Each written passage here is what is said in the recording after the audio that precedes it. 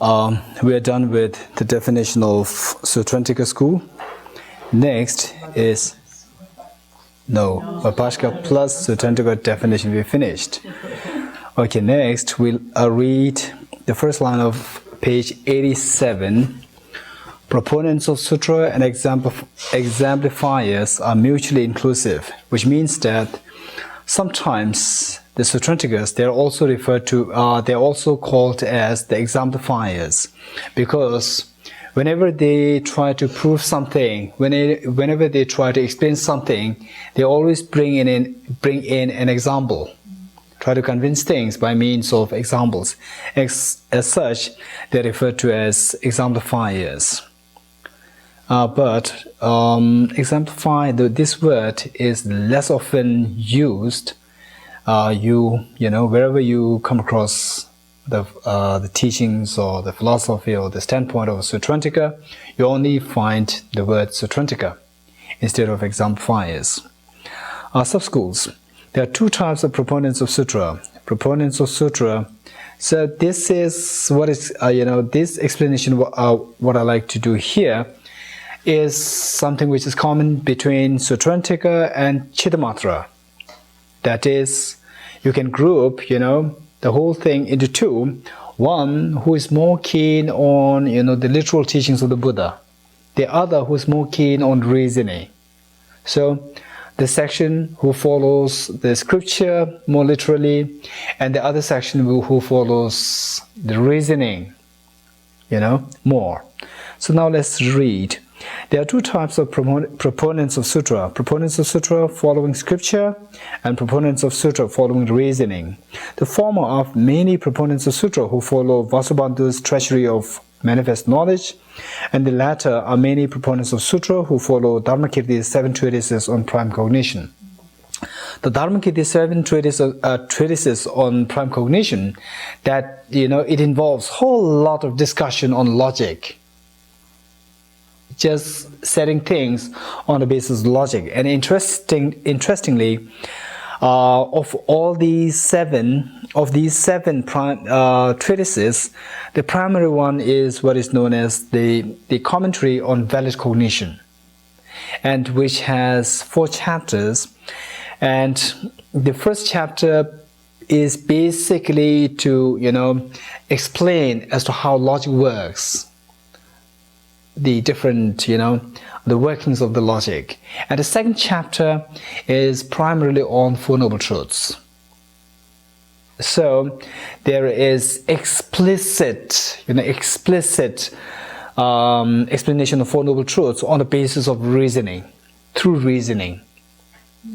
And in it you find also the reasonings to prove the former and the later lives. Chapter 2. And the third chapter is primarily on establishing the emptiness according to Mindfulness school. Third chapter. And the fourth chapter is explaining as to how to convince the reasons and logics, to others. Yeah. Okay, so that involves, Dharmakirti's text involves lots of reasonings, almost like entirely based on reasonings, the use of reasonings, logic, syllogism, and so forth. So the Sautrantika who follow the Dharmakirti's 7 treatises on prime cognition, they are referred to as the one follower of the reasoning. Okay, then etymology, page 88. There are reasons for their being called proponents of Sutra and exemplifiers. They are called proponents of Sutra because they propound tenets chiefly in reliance on the supramundane victors. Supramundane victor referring to the Buddha, supramundane victor sutras, without following the great detailed exposition. Great detailed exposition is the text primarily referred to by Vipashka. They are called exemplifiers because they teach all doctrines by way of examples. Next, assertions of tenets. This section has 3 parts. The assertions on the basis, parts, and fruits.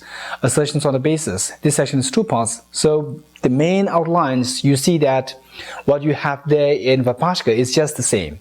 So say, for example, here, this section has two parts, assertions regarding objects and assertions regarding object possessors or the subjects. Same. First, assertions regarding objects. The definition of an object is that which is suitable. This is quite an interesting topic, you know. So this is really giving us a very refined, precise meaning, definition as to what, you know, what does it mean by object, what does it mean by impermanence, what does it mean by a production, what does it mean by a phenomena. Very interesting. So let's see. The definition of an object is that which is suitable to be known by an awareness. So now you have to debate, you know. So you have to test. So if anything which is suitable to be an object of an awareness, should it necessarily be an object? And if you say yes, then you just bring the elephant in this house. Is this an object? What would be your response? Is this an object? This is my question.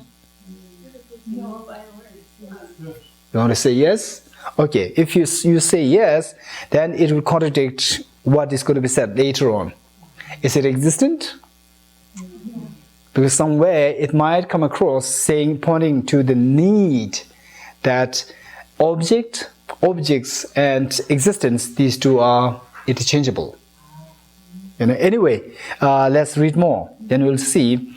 So this is the format of debate, to make sure that your understanding is so precise and clear.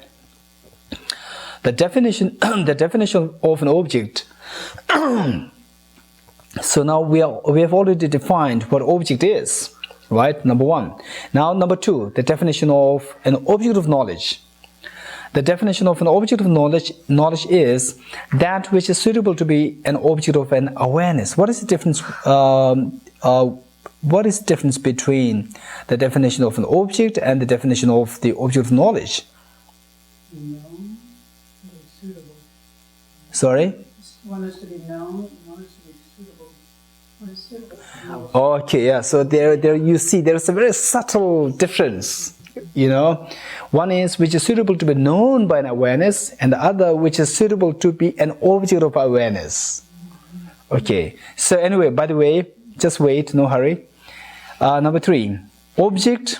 So now here, this is the point. Look, so in order for one to, you know, be able to carry on a sound debate, you know, very interesting debate, you should have all these backgrounds. So this point, say object, existent, object of knowledge, and established base are mutually inclusive. So this is what you should have as a background. So without this, you know, then when you try to say that, oh, the elephant in this house, is this an object? And then you said yes. And when you said yes, then I have to prove that it is not, you know. So I'll then ask you if this is an object of knowledge. The elephant in this house, is it an object of knowledge? Yes, no? No. It should be an object of knowledge because it is an object. Then you might say not necessarily. Which means that whatever is object of whatever is object needs not necessarily be an object of knowledge. You might say that. So in that case, I'll say it is necessary because these two are mutually inclusive, meaning these two are synonyms. You know, and if you say no, these two are not synonym, then you have to quote from this text. It says so by Jigme Ongbo. You know. Okay, so now let's see. Objects are divided into two truths, into specifically characterized and generally characterized phenomena. Oh, now look, this is the part we need to really study. So, say, broadly speaking, we have the classifications of the whole tenet of, you know, of the school in the basis, the path, and the results, right? So we may not necessarily touch the path and the result because they are much more in common with the prasangika, right? So there is one thing, what we are studying here, this is really very important, which is, you know, here, objects are divided into two truths, number one. Number two, into specifically characterized and generally characterized phenomena, two. Number 3, into negative phenomena and positive phenomena 3. Number 4, manifest phenomena and hidden phenomena. Number 5, 3 times. Number 6, single and different. Right? So these are the 6 topics that we need to study, and very important. And these 6 topics are what we have to carry, what we have to extend to the other higher schools as well. Other than some small details, other than that, most of what we are going to study under these 6 topics are going to be what we can extend to the other the higher schools as well. So they are really very important. This is what I exactly want to do, and I don't know if I can finish all these 6 topics today and tomorrow. So anyway, let's try. First, the 2 truths. The 2 truths, as I said earlier, the basic understanding, the basic and the broad understanding of 2 truths is, the truth of the conventional truth and the ultimate truth. So what is ultimate truth? What is meant by ultimate truth in a broad sense? Last time I remember telling you that. Reliable. Oh, good. Something which is reliable. Ultimate has that connotation. Something which is reliable. Conventional truth is the opposite of that, which is not reliable, right? So then when you are asked as to what do you mean by reliable object and what do you mean by unreliable ones, so then the different schools, they differ, okay. So according to Vabhashka, I don't want to go over again. So now let's see how Sautrantikas, they explain, something is reliable and something is unreliable. Okay, let's see. The definition of an ultimate truth is a phenomena, and what I'm going to do is that we're going to read it, and then I'll let you try to explain, in what context, what is explained by Sautrantika can be interpreted as something reliable or something unreliable in the context of the Sautrantika's way of explaining. So let's read it. The definition of an ultimate truth is a phenomenon that is able to bear reasoned analysis from the point of view of whether it has its own mode of subsistence without depending on imputation by terms or conceptual consciousnesses. You get anything? If not, first I'll try to explain it. After explaining it, after you get it, then, you should return it to me. You should repay me by trying to correlate that understanding with the reliability, the sense of reliability. Okay, it means it says a phenomenon that is able to bear reasoned analysis. Oh, this is quite philosophical and also quite technical. It means, say, reasoned analysis. Say someone says that, oh, tomorrow is world holiday, and then you are so excited what it means, what really it means by world holiday, so excited. Is it that everywhere in the world they are going to celebrate that day is holiday? So then you ask more and more, and eventually the person has nothing to say about. Oh, this is what I thought. This means that, through asking, his claim simply, evaporates. There's no, substance. It cannot really resist the reasoning, resist your, questioning. So, something which is able to bear, which is able to resist, reasoned analysis. When someone analyzes, to whether what you said is correct, then when you see nothing there so concrete, then his claim is unable to bear the, is unable to sustain or is unable to bear the analysis, which examines whether what is said is correct or faulty. analysis from the point of view of whether it has its own mode of subsistence, whether something has its own mode of subsistence, meaning whether it has its own mode of existence without depending on imputation. This is the point. Say you dream of a delicious apple, and then you wake up. What happens to your apple? It disappears. Why? If it is an apple, it should really be there. Even if you wake up, it should be there. So what happened? It means that it's not a real apple, it's your dream apple, which means it is created by your dream. Right? It's creation of your own mind. So now look, it has whether it has its own mode of subsistence without depending on imputation, mental creation. Depending on imputation, imputation by means of what? By means of terms, means labelings, or conceptual consciousnesses. So in short, something, which has its own, okay, let me put it this way. Say, can you see the flower in front of, on this table? Yes, you can see it, And again, don't try to think of from the point of view of prasangikas and these things, whatever you have heard from, the former teachings. Forget about everything and imagine yourself as just an ordinary person. So, is this flower? Do you really see a flower? Yes. So is this flower? Do you think it's just, you are dreaming? No. Even if you go away, do you think the flower is going to be here in this hall? Yes. So this means that, it has nothing to do with our mind. It's right there, from its own side. The mode of existence of the flower is from its own side. Nothing to do with our mind. So from the point of view of our ordinary perception, ordinary understanding, right? So this means that it has nothing to do with our mind.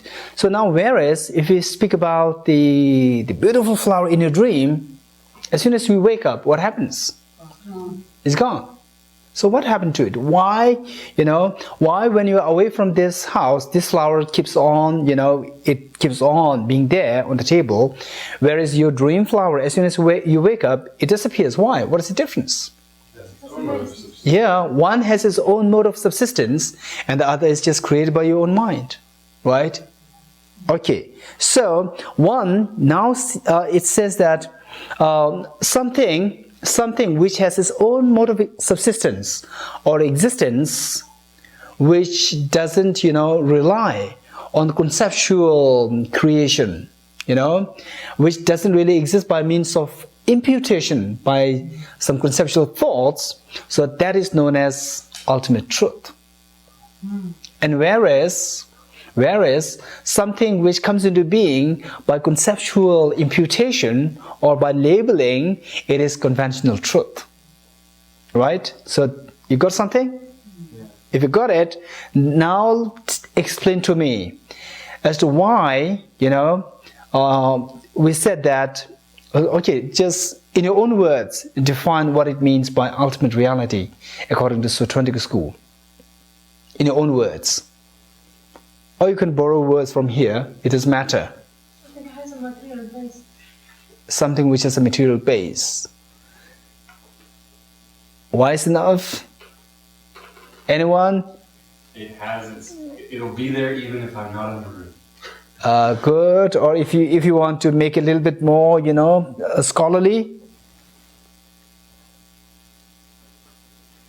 rather than using all vernacular, This part from its own side.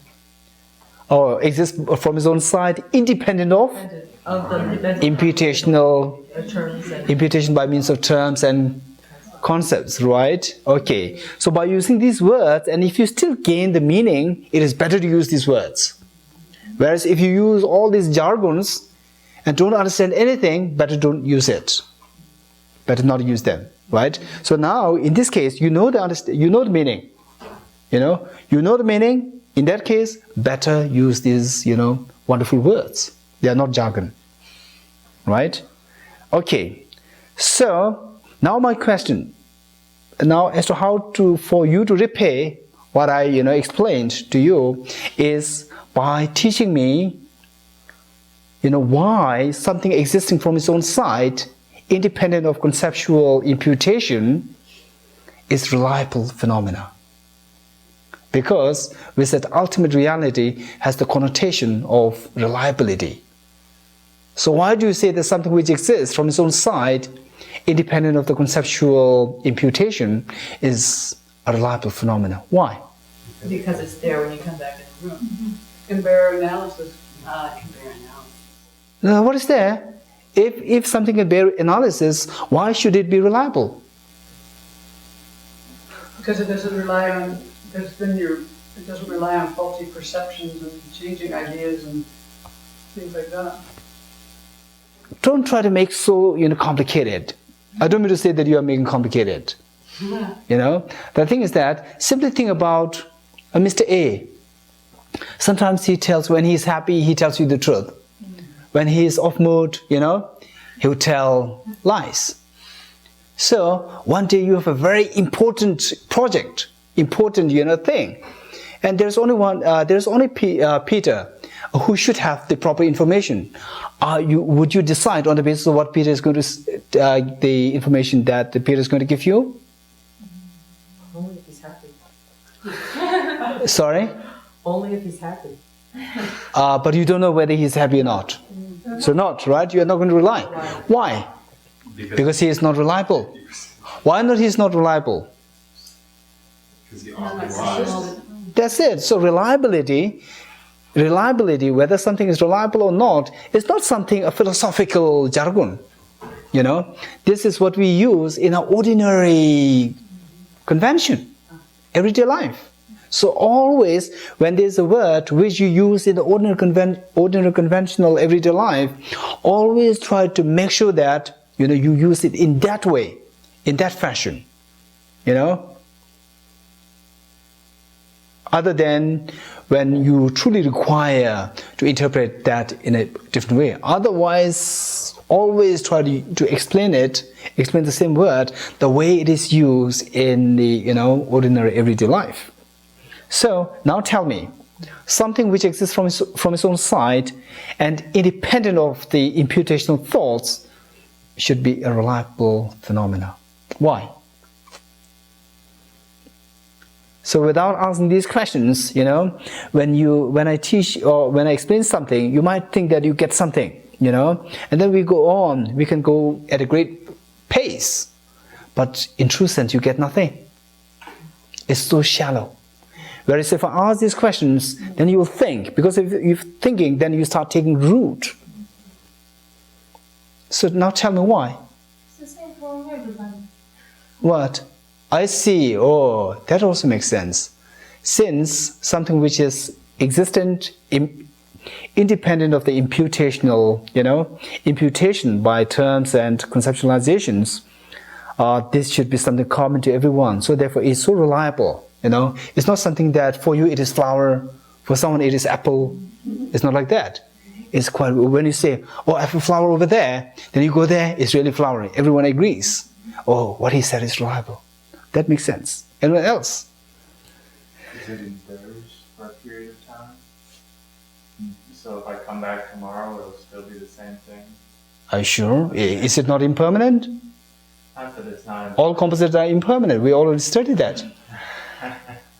But still, on the conventional sense, we say that, oh, I was here yesterday, I'm here today, if I don't die today, I'll be here tomorrow as well.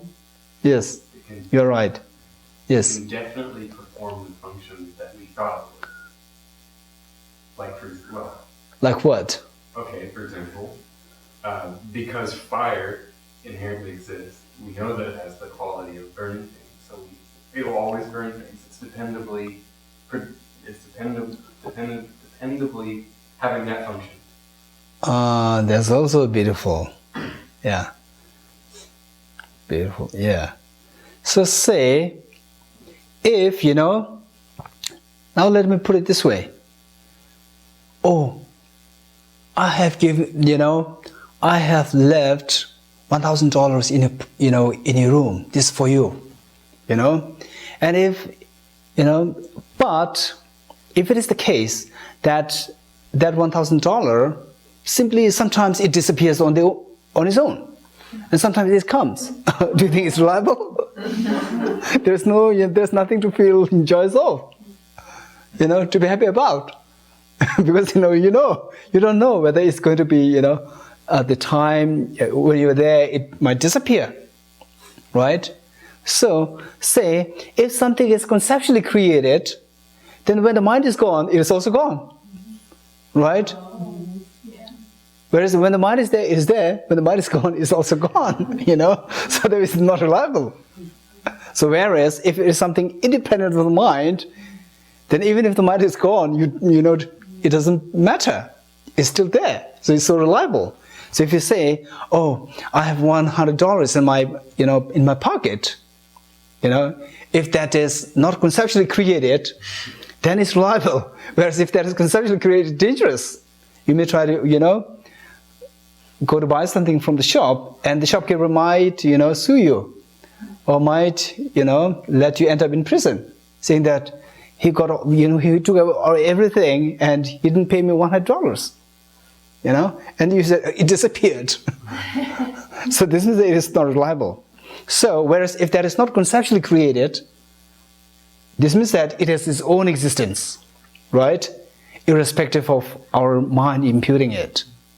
So therefore it is reliable. So anything which exists independently of imputation by means of terms and conceptual thoughts, they are so reliable. They exist, because they exist on their own way.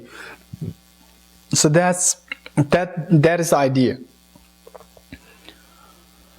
So if I tell you, tomorrow I know that it's your birthday, tomorrow I'll give you $1,000, which my mind is going to impute tomorrow. Would you be happy? No, not at all. Because what use is that? As soon as my mind is distracted with something else, or food or something, then it's not going to impute that. So it's not there at all. So this is totally unreliable. So anything which is mentally imputed is unreliable. So therefore they belong to the category of conventional truth. And everything which exists from their own side, independent of, this must be qualified, independent of imputational conceptions, imputation by means of terms and conception, that should be reliable and ultimate existent, ultimate truth. Okay? Right. So now let's see. The definition of an ultimate truth is a phenomenon that is able to bear reasoned analysis from the point of view of whether it has its own mode of subsistence without depending on imputation by terms or conceptual consciousnesses. So this is what is meant by ultimate truth. So now each one of us, quick, give an example of ultimate truth. Buddha statue. Good. Table. Good. Bicycle. Good. Geshe. Good. Monkey. Good. Car. Example. Chigi. Good. I have another one. Gravity. Gravity. Good. Okay, so now let's read.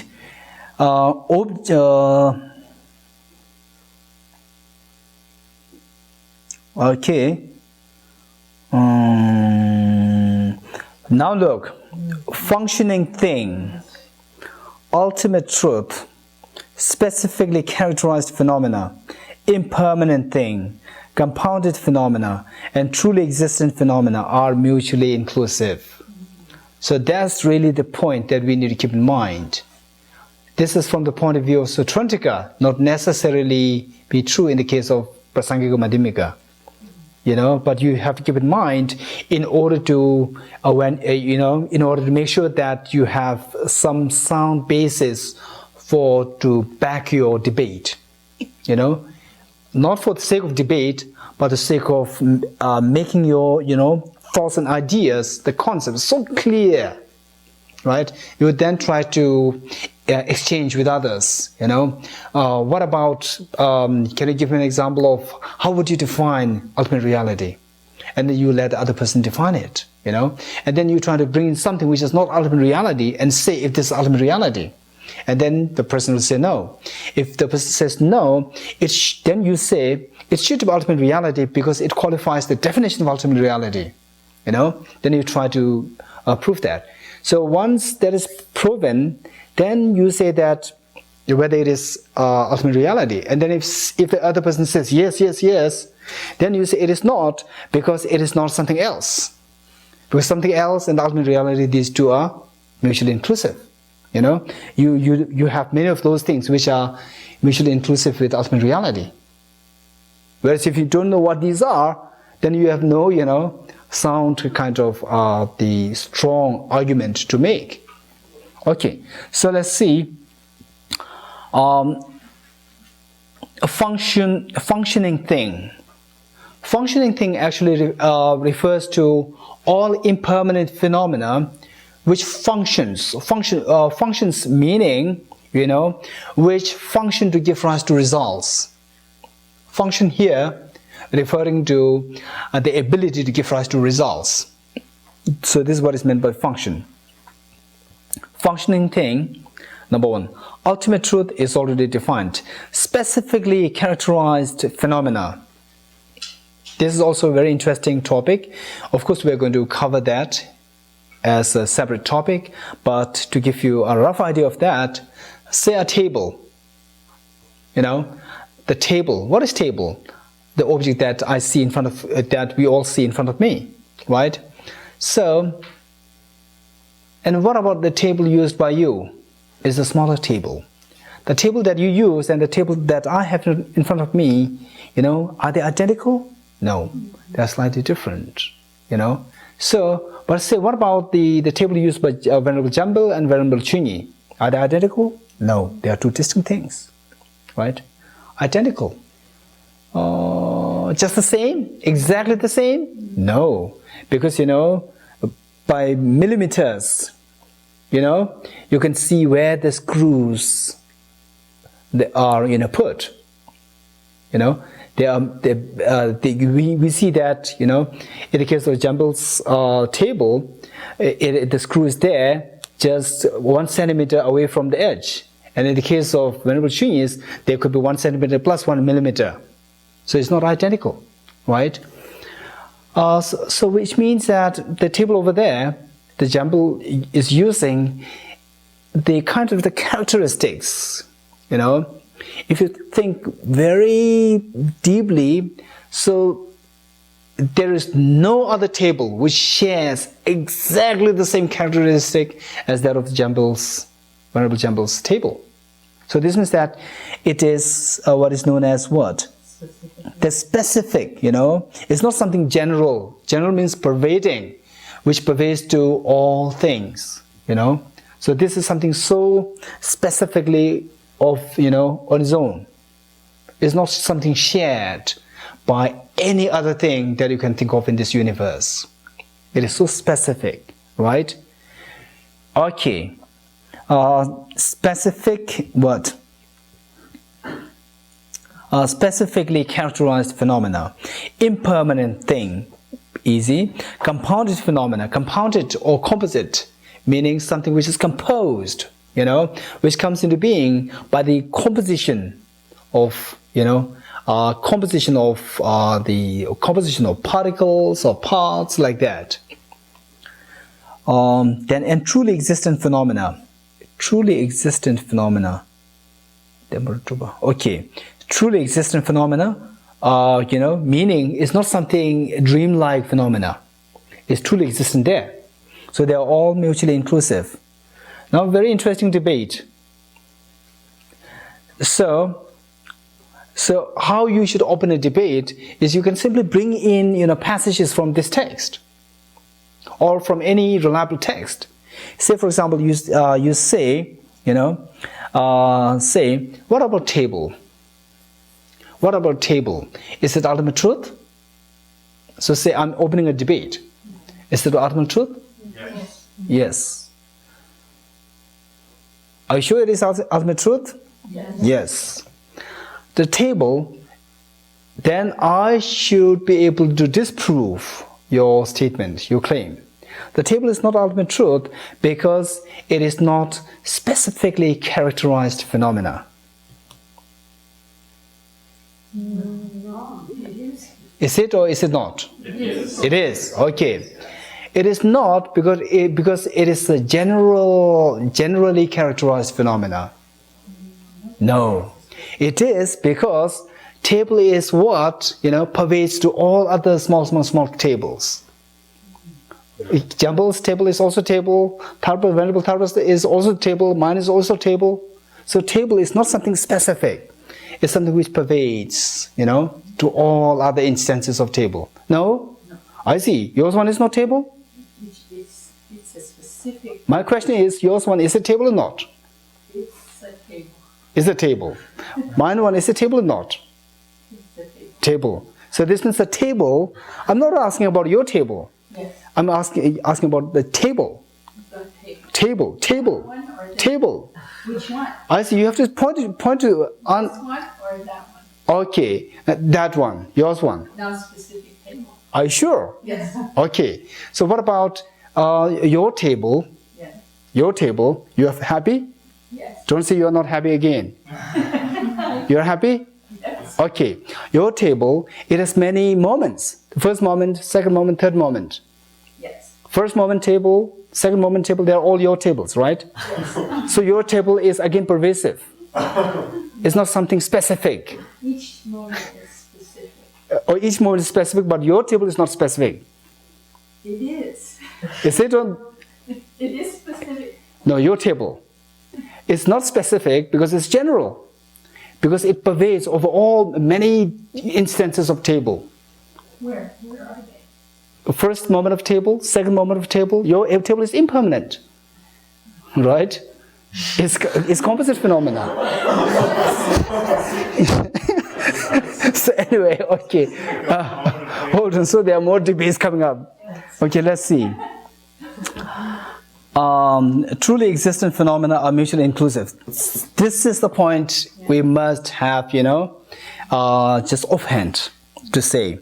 Now the next, the definition of a truth for an obscured awareness. So actually this is, conventional truth. Definition of conventional truth. You just underline it and say conventional truth. So this is translated so literally, very good, but let's make it more flexible. The definition of the conventional truth. Definition of conventional truth is a phenomena that only exists through being imputed by a conceptual consciousness, right? Now, what are the synonyms?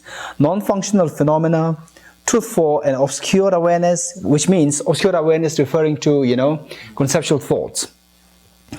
Generally characterized phenomena, permanent phenomena, uncompounded phenomena, and false existent are mutually inclusive. Right? Okay. So, can you think of an example of, conventional truth according to Sautrantika school? The category table. The category table. What do you mean by category table? I mean, what appears to the mind when you think of the generally characterized phenomena table. No, where is it? It's nearly imputed. Where is it?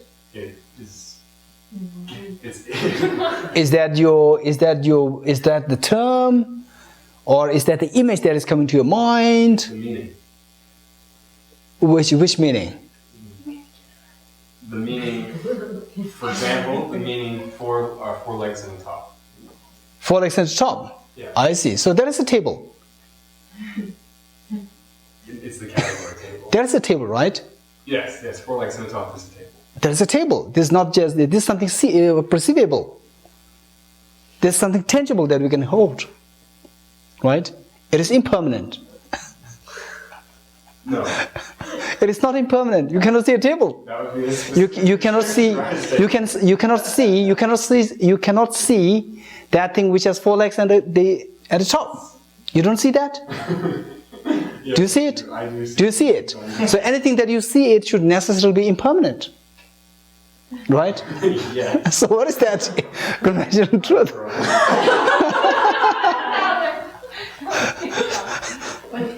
So can you give me an example of conventional truth? Beauty. Sorry? Beauty. Beauty. You don't see the beauty. You don't see. I see. Oh, this scene is so beautiful outside. It's extremely beautiful. Don't you see that? No, you don't see beauty. You don't see it. You don't see Are you sure? Yes. So why are people so attracted towards beautiful things? Do you think that, the blind people, they're attracted towards a very beautiful, object? So there's a very beautiful, the scene. Yeah, but some people see it as beautiful and some as... I see. Some people see that. Yes, I mean, Some people see that as beautiful. yeah. But some don't. Yeah, some people see that as beautiful. Right? Is that object beautiful or not? Sorry? Is that object beautiful or not? Not from its own side. No, I'm not asking if that is from its own side. Is there something which is beautiful or not? No. Beautiful, the beauty is non-existent. It's only in the mind. It's not non-existent. Not truly. No, my question is, does it exist? Yes, this is a Yes. conception. Does it exist? Yes, it exists. It exists, Beauty right? exists. Where is it? It's in, Can you give an example of a beautiful object? The flower. The flower, good. Is it beautiful? Yes. So then you see it beautiful, right? No, you see the It is your eyes who see it. no, there aren't beautiful objects. No, they aren't. There aren't beautiful objects. They are or aren't. Or not. They are not, right? So beauty is non-existent. It's not existent in the objects. If that is non-existent, it cannot be conventional truth. Conventional truth means something existent. Right? Within the domain of existence, there are two classes, conventional truth and ultimate truth. Right? Because conventional truth is, if it is conventional truth, should be permanent. Because permanent and conventional truth, these two are mutually inclusive. It says so. Right? So permanent means something should be existent. Or non-functioning. No, not necessarily functioning. Does it exist? Sure. Exist. Where is it? Can you give an example of? Can you give me an example of beautiful? No, because it's No. unfounded and permanent, and it's So the Buddha is not beautiful. the Buddha. So there's nothing known as called as nice. Just as beauty is non-functional, the nice is also non-functional. So Buddha is not nice. Sravasti Abbey is not nice. So what is your take? Truth for an obscured awareness. There's something about that. Yeah, so that is conceptual thought, which doesn't really see obscured here. Okay, good. This is one point I want to explain to you. Say the flower here, say you close your eyes and think of the flower. What do you see? A flower. But is it clear as what you see when your eyes are open? No. So what is really happening? So that is known as the conceptual thought. So conceptual thought, it obscures having a very vivid perception of the flower. So what is exactly coming to your mind is not the real flower. It is the flower that is created by your own concepts. So this conceptual thought, by creating its own flower in the mind, it obscures seeing the real flower. Right? So now you get something, when something is created by mind, which means that it's not really there. Because conceptual thoughts, they obscure you from seeing the reality. Right? So actually it is you who created all this problem. Yeah. You gave the example of beauty. And then, we're lost. I think this system In the- is not. in the debate. So now, what other example can you give of conventional truth? Or just give me an example of permanent phenomena. Space. Yeah, space. Sorry? The lack of the elephant in this room. Good. Very good. The lack of elephant in this room. The lack of elephant in this room, is it something that you can go and hold it? No. But this is real. This is true. It's not something that you can go and hold it. Just as you go and hold this watch. You know, this watch is something tangible. You can hold. And the sound, although you cannot hold it, but you can, so clearly, vividly hear by your ears. It's your ear who is holding it. Right? But then what about the absence of elephant in this house? It's only your mind which can perceive it or hold it. Right? The senses cannot do that. Right? It exists. But you cannot really, nowhere in this house you try to, hold it there saying that, oh, this is the absence of elephant in this house. Right? So the absence of elephant in this house, of course, this is not something pointable and, say, now look, how are, so first of all, although this is a huge debate, still I want to, explain a bit about it. Say, the absence of elephant in this house, this is something what we can, come to a mind rather than space. Of course, the space is a very popular example of conventional truth, but in our case, first of all, before really understanding what space is, then we cannot really try to say whether it is conventional or ultimate truth. So for the time being, let's say this one, the absence of elephant in this house. So now let's see how that is, do you agree that it is true, the absence of elephant in this house? Does it exist? Yes. It exists. But where is it? If you try to really hold on to, you cannot, point to anywhere. But now see how it is created by a mind. Say, what you see on this table is, what do you see? The flower. And, the sheets. And the cloth. Right?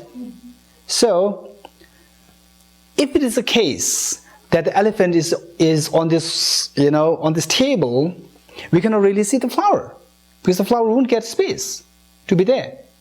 Nor can we see the cloth which covers the table. Right? So, our mind works on that basis. Mentally, we try to work. If the elephant is on this table, it is impossible that we can see anything on this table other than the elephant. So how can we expect to see the cloth which covers the top, of the table? So by seeing these things, then our mind tells us that there is nothing which is so solid, so big as the elephant on this. Right? So our mind is creating, our mind is working. It's not something that is coming directly to you. It's our mind which, by seeing all the other things, then taking them as the clue, then our concepts work to create what is known as the absence of elephant. Seeing something there and then seeing something there, whereas if the elephant is there, we cannot see them. So since we see them, it means that elephant is not there. So this is how our mind works. Concepts, works. So this is how our concepts impute the elephant in this house. Right? The absence of elephant in this house. Okay, so now the question is, absence of elephant in this house, right? In this hall. Is it something mentally imputed phenomena? Yes. Is this conventional truth? Yes. Because anything, we already said that. Anything which exists and yet mentally conceptually imputed, there should be conventional truth. So the absence of elephant in this house, is it conventional truth? Yes. Is it permanent? Oh no. Yes. What brought that elephant in? Oh, it's not permanent.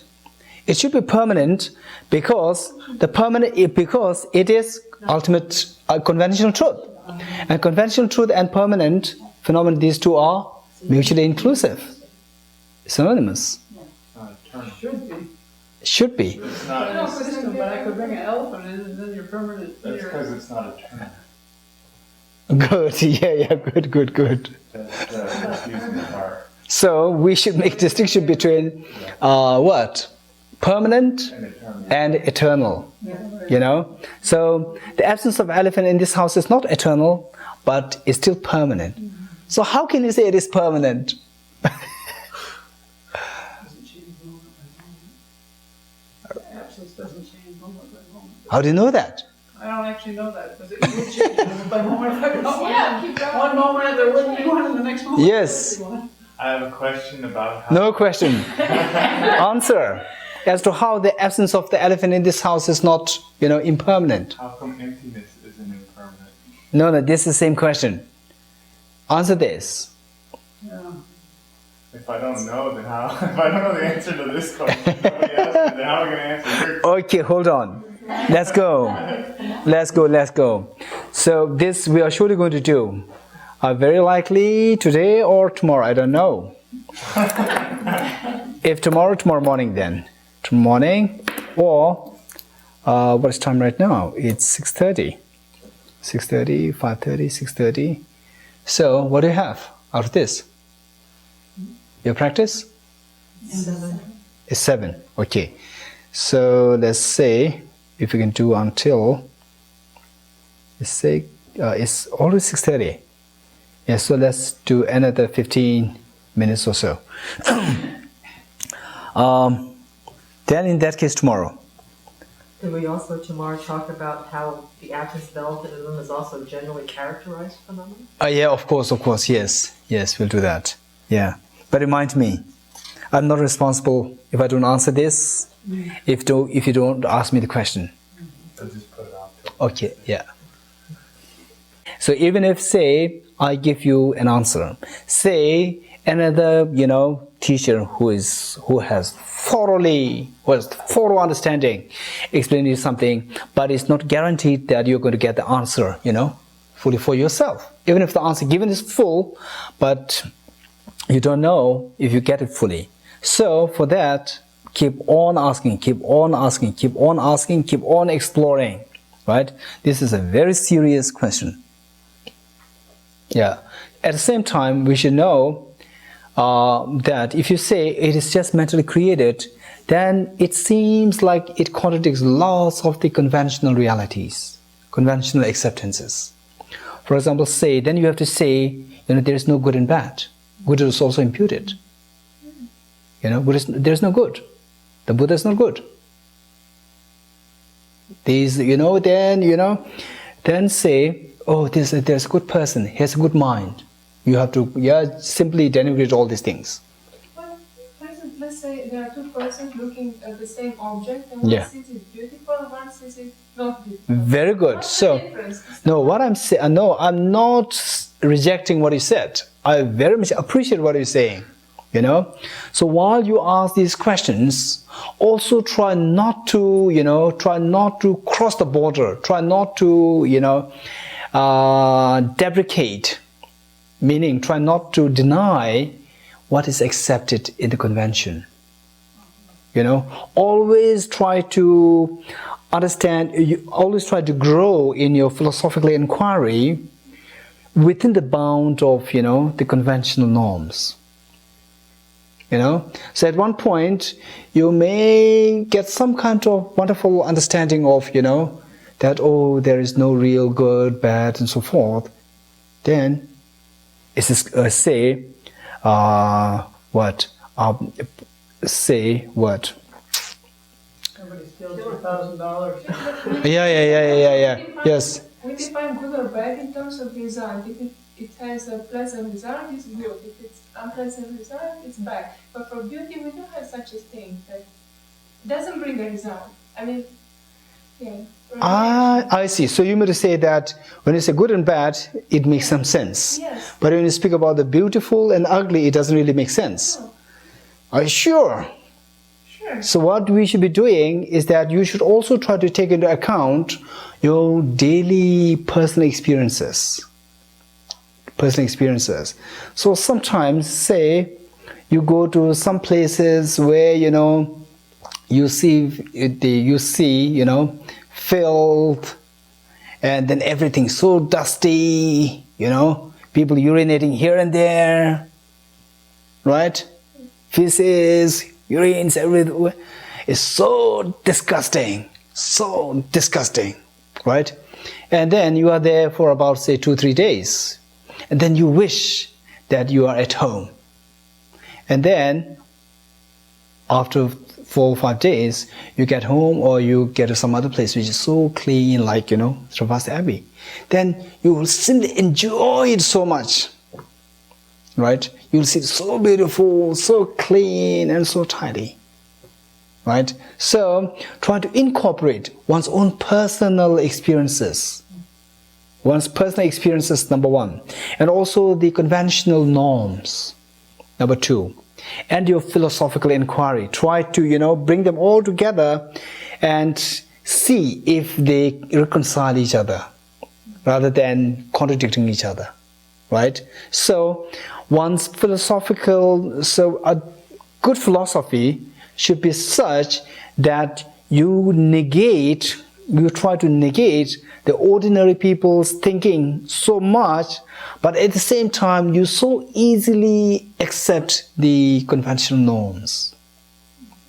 If you're able to reconcile the conventional norms, while at the same time you come to the understanding of more and more rejecting of the concreteness of things, then this testifies, or this is a measure of your sound understanding of philosophy.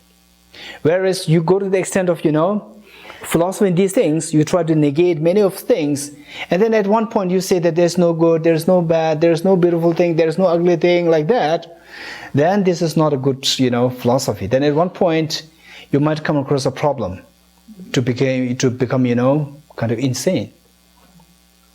It's like, when I was a small kid, I learned a table is table. There's one chapter or text.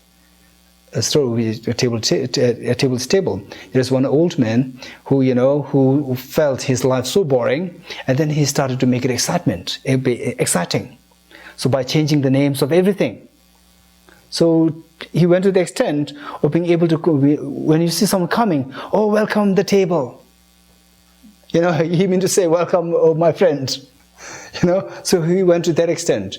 And then instead of saying welcome, he might say, hey, bullshit, my table. Actually, he meant to say, welcome, my friend.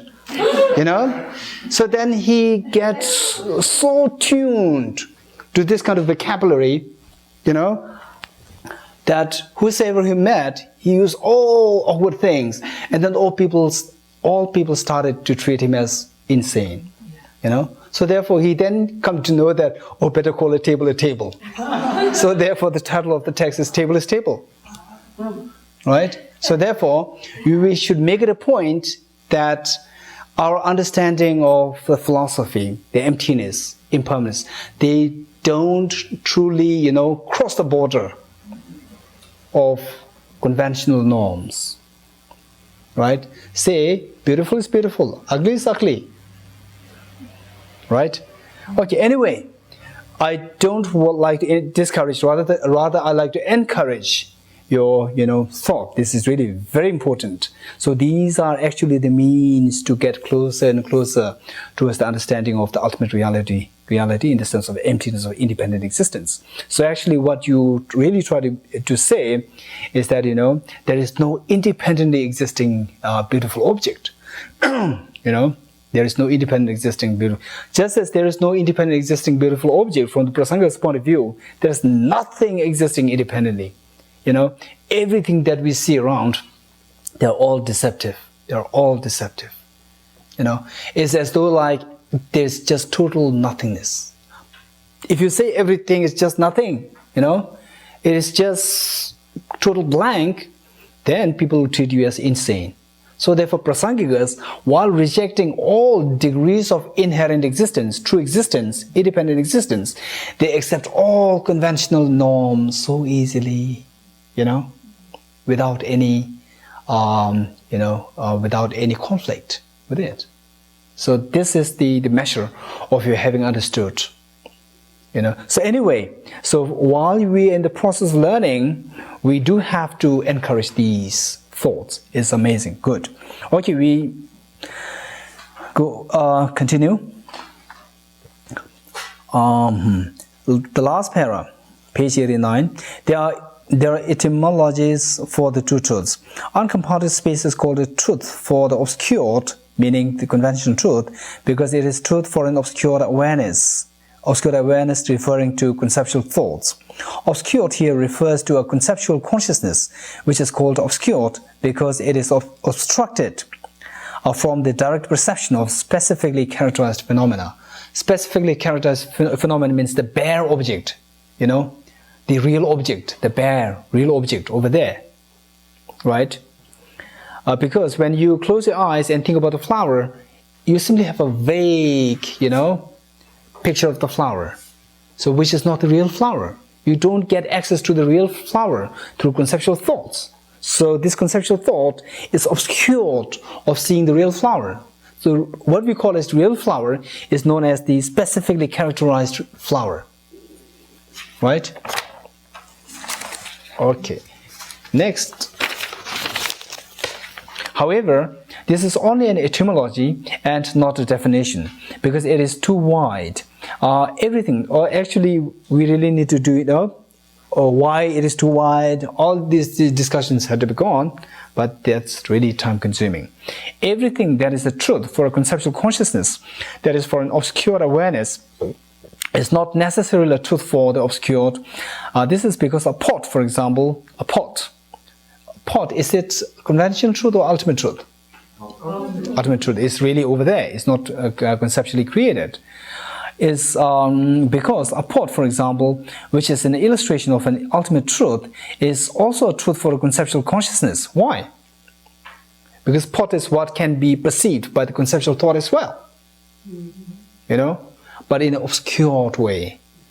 Okay. Furthermore, although a self of persons and a permanent sound, self of person, does it exist? Self of person referring to autonomous substantial self? No. Okay, self of persons and a permanent sound, does it exist? No. A permanent sound, for instance, are truths for conceptual consciousness. Is it true? Conceptual consciousness meaning conceptual thought. Permanent sound, can it appear to a conceptual thought? Yes, it can come. But that is not obscure, a consciousness that is for obscured awareness. These do not exist even conventionally. Do they exist conventionally? No. Because they are totally non-existent. However, they can come to the obscure conceptual mind. So something that comes to conceptual mind may not necessarily be conventional truth. So this is just etymology, is not the definition. A pot is called an ultimate truth because it is the truth for an ultimate awareness. This ultimate awareness is a consciousness that is not mistaken with regard to its appearing object, which means directly seeing, minds, direct perceptions. Direct perceptions are referred to as the ultimate consciousness. This way of presenting the two truths in the system of the Sutra school following reasoning, the Sutra following the scripture asserts a presentation of the two truths that accords with that of the great exposition school. Any questions so far? You want me to explain some of the parts you are interested in, and yet I've not explained? If not, we jump to the next. Yes, Anichuki. Meaning generality of the thought. Yeah. Very good. What is meaning generality of a pot? The image that's Sorry? The image is applied in your mind. Good. Say, there's a pot in front of you. You look at it. You close your eyes and you can think of the pot.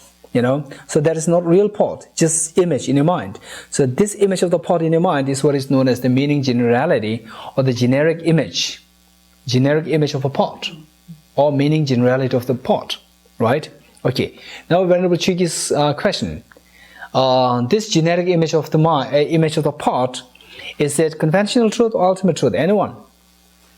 Conventional truth. Conventional truth. Yes, that's true.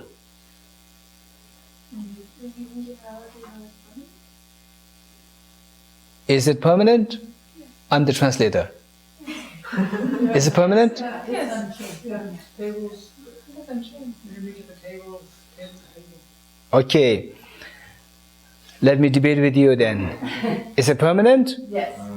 Be more strong. Yes. Louder. Yes. Yes. It is permanent. Okay. So say, from my point of view, it's not permanent because it is changing. You disagree. Say, I disagree.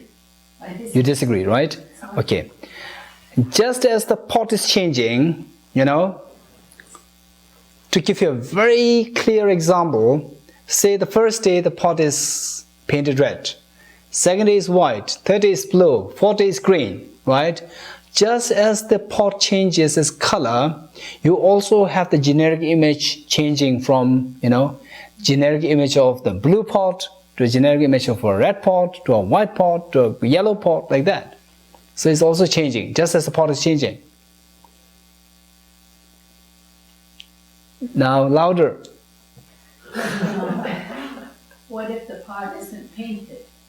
No. So this, just say, so you should be able to say that the question is, isn't it true that the generic image is changing here when the pot is changing? This is not correct, because a meaning generality of a pot is different than a meaning generality of red pot. So when you imagine the pot changing color, you imagine a different meaning generality.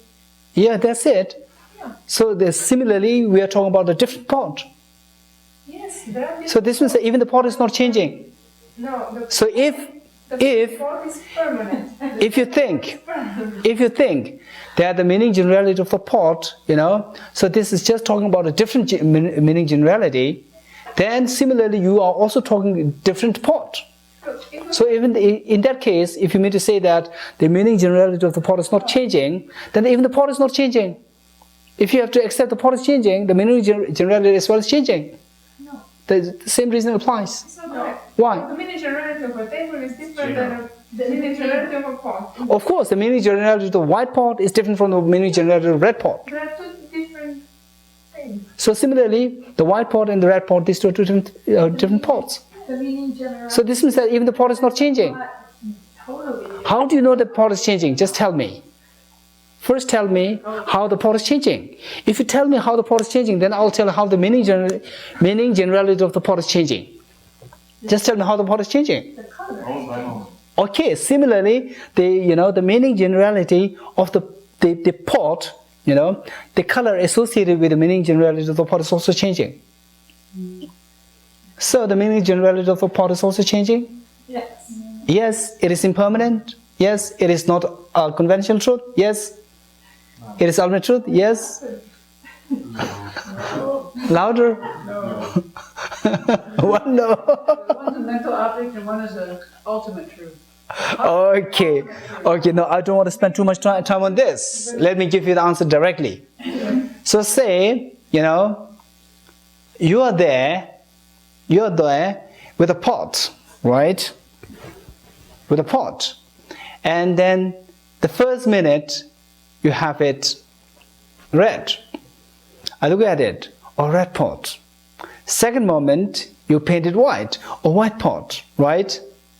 But then you try to keep on changing the color of the pot every minute, right? But then what I do is, I just don't like to see, you changing the pot so much, the color of the pot so much, because you're wasting so much money unnecessarily.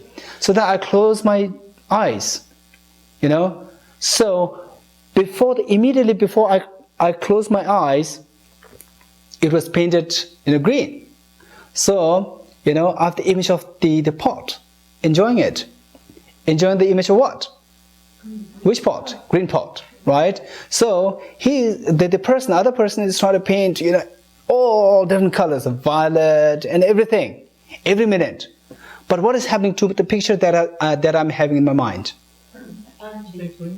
Not changing over by moment. It's always just green all the time. It's always green. This generic image maintains, it simply remains the same, whatever is happening there in the pot, So therefore, the generic image that is, that I have in my mind, so that remains so constant. Even if there's real change going on there in the real pot, right? So therefore, the generic image is permanent. So then if you're able to explain that, then when I try to, trick you by saying that, when it is, blue, then you have a blue pot image. When it is green, you have so therefore it's changing, then you cannot really resolve the problem. But right? I thought that your pot was the ultimate truth. Pot is ultimate truth, no doubt. Your generic image was a conventional truth. Yes. Your mental image is more reliable. It's not reliable Seems a lot more because reliable. you open your eyes, it'll fade, it'll go away. Yeah. Yeah. Right? Okay. So now let's see, where are we? Okay, specifically and generally characterized phenomena. The definition of a specifically characterized phenomena is a phenomena that is ultimately able to perform a function. Right? Perform a function. What do you mean by perform a function? A function to give rise to a result. A function to give rise to a result. So every time you must be so clear. Whatever word you use, you must be so clear with its border. What does it mean by function? It means ability to function to give rise to a result. It should be so it should have a cutting edge kind of definition. Next, a phenomenon that is ultimately able to perform a function. Ultimately, meaning it's not something conceptually created in real sense.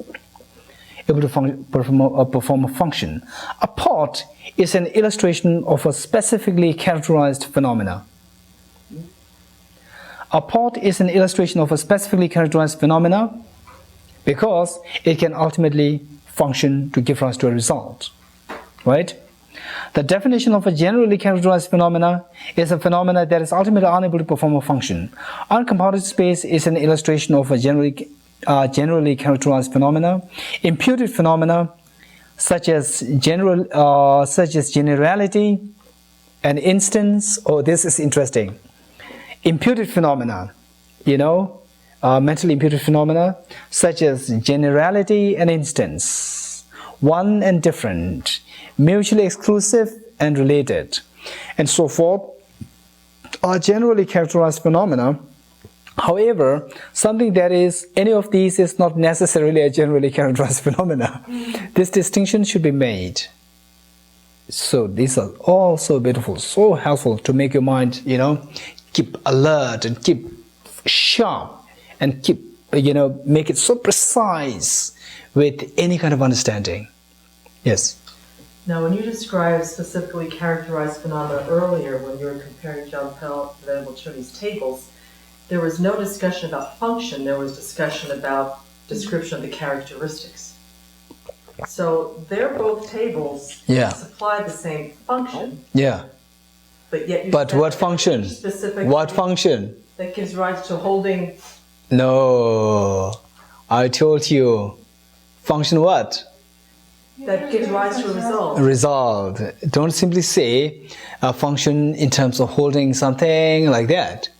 This is a very vague thing. Function simply goes straight to function means function to give rise to result. So the result that this table is going to give is different from the result the other table is going to give. And what would that be? So for example, say, say this table, say tomorrow is going to be,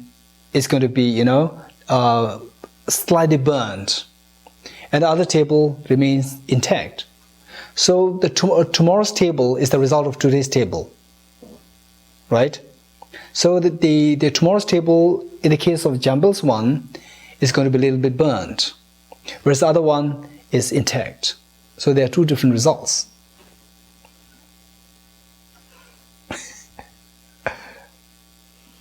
Okay. I don't get that. I don't understand what you're. Because it's something hard. So anyway, specifically and generally characterized phenomena, yeah, this is quite a challenging part. Actually, I'm so happy. I'm really happy, to know that you are really trying to get hold of that challenging part. Very good. So anyway, let's go.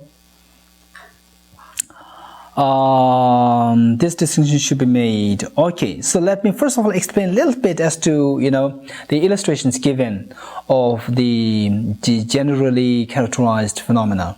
Imputed phenomena such as generality and instance. So for example, if you speak about the table,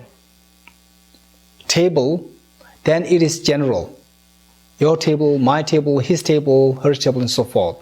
Whereas if you say my table, it becomes instance of the table in general.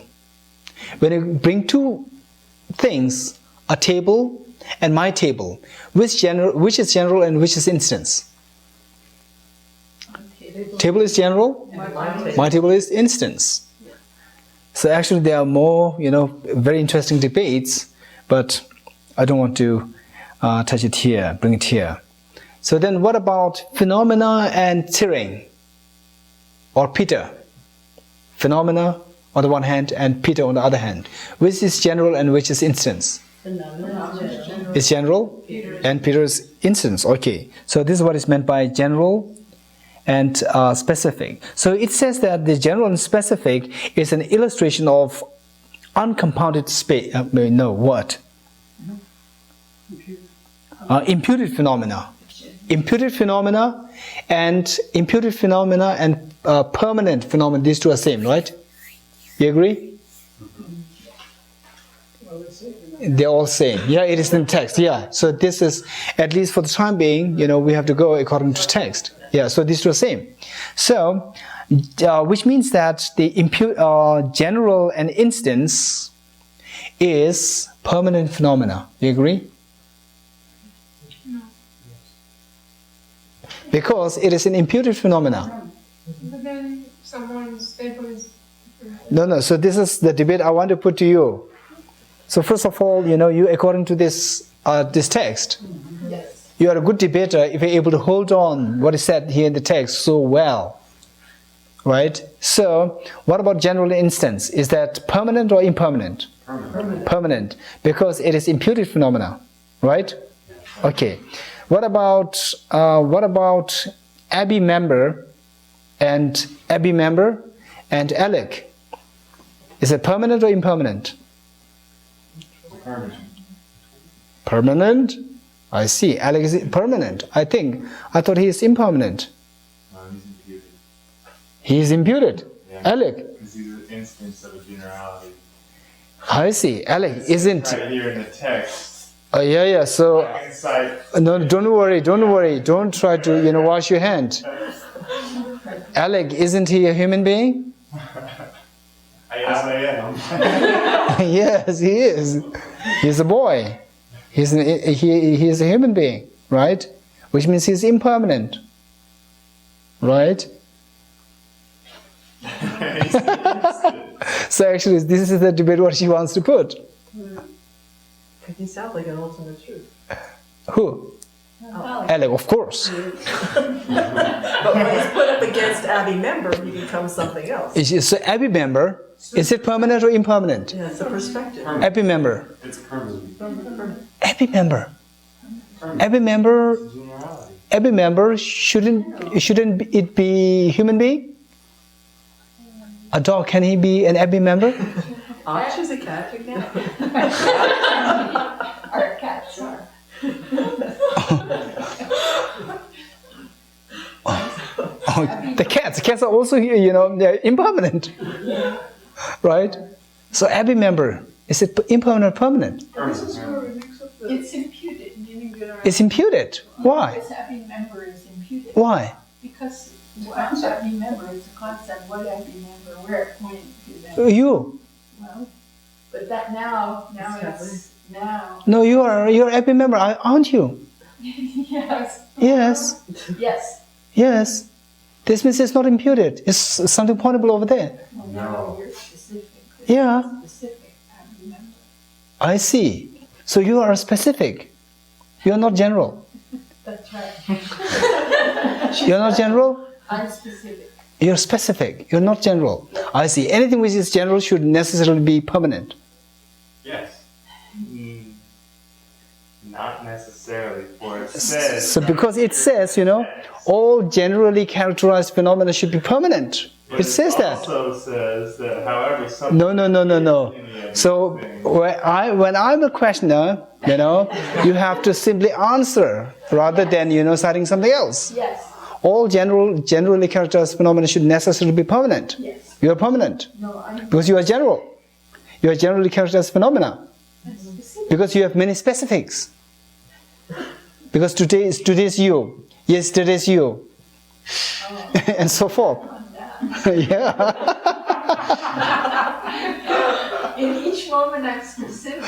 Okay, now, again, to be very straightforward, let me put it this way. General and specifics, that in itself is imputed. Say phenomena. Is it permanent or impermanent? Permanent, of course. Phenomena is permanent. But anything which is phenomena should not be permanent. You can think of phenomena which is impermanent. Like a dog. Yeah. So therefore, phenomena, if you say phenomena, it is permanent. But everything that falls under this category of phenomena should not be permanent. The dog's not phenomenal? So this is what I'm talking to you. So something which falls in this category need not necessarily be permanent. Even though that broad topic as phenomena is permanent, but something which is phenomena need not necessarily be permanent. It sounds just crazy. Do you think so? It just sounds like saying it's black, but it's not. Everything is black, but the things here are not black. I see. Yeah. Okay. So let me put it this way. So if say a phenomenon is permanent, according to you, if phenomenon is permanent, you mean to say that everything which is phenomena should necessarily be permanent? Yes, no? Yeah. Okay, yes, right? That's permanent. Okay, yes. If phenomenon is blue, or if phenomenon is yellow, then everything which is phenomena as well should be yellow. You mean to say that? Yes. Yes. Okay. The member of Sravasti Abbey, is it male or female? Yellow. What? Yeah. No. Male or female? It's neither. It's neither. What about Jambel? Are you neither? Neither. You are neither. You are neither male. You are no you. No, that's No. I'm simply answering my question. Jambel, are you neither male nor female? I'm male. You are male. You should not be because you are a member of Sravasti Abbey. Neither. You are not. You are not a member of. Member of Sravasti. So you said that if the member of Sravasti Abbey is not male nor female, then everyone who falls under this category, Sravasti member, should follow that rule. No, we said they should be yellow. No. So then what about, Different. why? Why yellow? Because phenomena doesn't have color. It doesn't matter. So if the phenomena, so forget about yellow. You said that if phenomena in general is permanent, then all phenomena, everything that falls under this category, phenomena should be permanent. Yes, it must. No. It must be. Absolutely not. Yes, you got it. Yeah. You got it. That's it. So those who, it is don't give in. Don't surrender. Keep on, and then let them debate. And then let them debate, and then let them convince you that you are neither male nor female, because you're being the Sravasti Abbey member, and Sravasti Abbey member in general is not male nor female. But then she won't be able Right? to get ordained. Sorry? She won't be able to get ordained. Why? Because she won't be able You're right. Yeah, exactly. Yeah. So this is a debate. Yeah, true. Yeah, that's very intelligent debate. But you can't get ordained. Okay, now, we stop here. Oh, let's go this one. Negative and positive phenomena that we have already done. So we simply read it. That's it. The definition of a negative phenomena is just exactly the same as what we did in Vipassana school. The definition of a negative phenomena is an object that is realized through explicit elimination of an object of negation. Explicit elimination. Oh, there's no elephant. You negate. Explicitly negate the existence of elephant. There are two types of negative phenomena, non-affirming negatives and affirming negatives. The definition of non-affirming negative is an object realized by an awareness that explicitly realizes that negative object within the context of only eliminating its negative element. Only meaning that simply eliminating the negated element and not affirming anything else. Simply negating, no affirming. An example is Brahmins not drinking beer. When you say that someone is not drinking beer, it doesn't mean that he is drinking tea, right? It doesn't affirm anything else. The definition of an affirming negative is a negative that implies some other phenomena, which affirms some other phenomena, whether a positive phenomena or another affirming negative, or both, in place of the negation of its own negated element, but awareness that explicitly realizes it. An example is that fat devadatas not eating food during the daytime. Definition of a positive phenomena is a phenomena that is not realized through the explicit elimination of its own negated element, but awareness explicitly realizing it. An example is a pot. Okay, we stop here. Sure. I thought the Vastrikars didn't said there was no such thing as a non-affirming negative. They said it. But then you said there that Sautrantikas had the same definition for negative phenomena. The definition is same. Definitely. So this is what I told you last time. Inherent existence. When you define what it means by inherent existence, all schools define the same way. But the question is, when the next question asks, what you define as inherent existence, does it exist? Then some say no, some say yes. And in terms of defining what non-affirming negative is, in terms of defining, this non-affirming negative, Sautrantika and all schools define the same way.